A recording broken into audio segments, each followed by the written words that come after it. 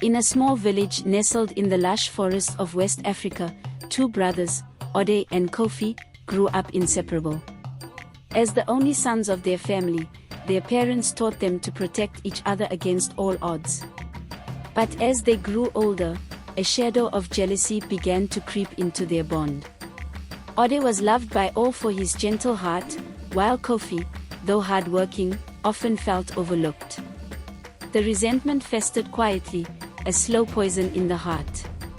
One night, the village elder announced that a great inheritance would pass to the son who proved himself most worthy. This inheritance was more than just land or wealth, it was the blessing of the ancestors, a sacred connection that could grant the holder wisdom and protection from the spirits that roam the forests. To win this honor, one had to complete a ritual at the witch tree, a gnarled, ancient tree rumored to house the souls of the betrayed. Kofi saw this as his chance. He waited until midnight, when Ode was asleep, and slipped out to the witch tree. The tree's bark was cold and oozed a thick, dark sap that smelled like death. He whispered his desire, the bitterness he had swallowed for years. And, as he bared his soul, the shadows around him began to move. A tall, twisted figure emerged, draped in darkness, with eyes like glowing coals.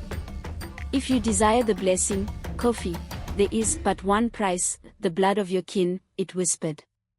Kofi hesitated, but the shadow tightened around him, its voice sinking into his mind.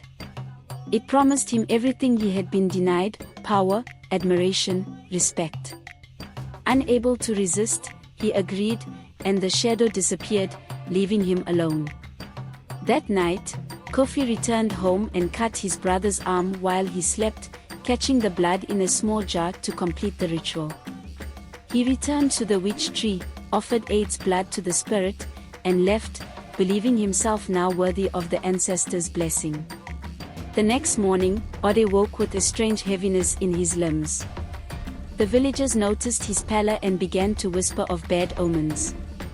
When Ode confronted his brother, Kofi only smirked, his eyes gleaming with an unnatural light.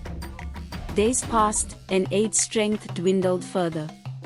His spirit seemed bound, and his once bright eyes grew hollow.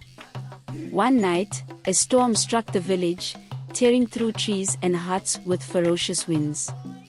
As lightning cracked the sky, a voice echoed through the village, deep and foreboding: "Blood betrays blood." The villagers cowered as a ghostly figure took form beneath the witch tree, a pale spirit with Ade's face, his eyes filled with sorrow and betrayal. In terror, Kofi fled to the tree, hoping to bargain with the dark spirit once more.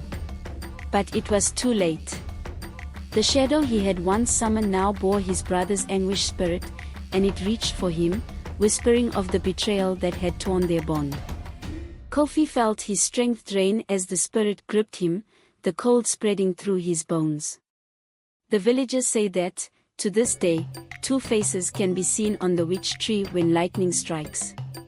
One bears the sorrow of betrayal, the other, the horror of eternal guilt. And on stormy nights, the brothers' voices drift through the village, a haunting reminder of the terrible price of envy and betrayal.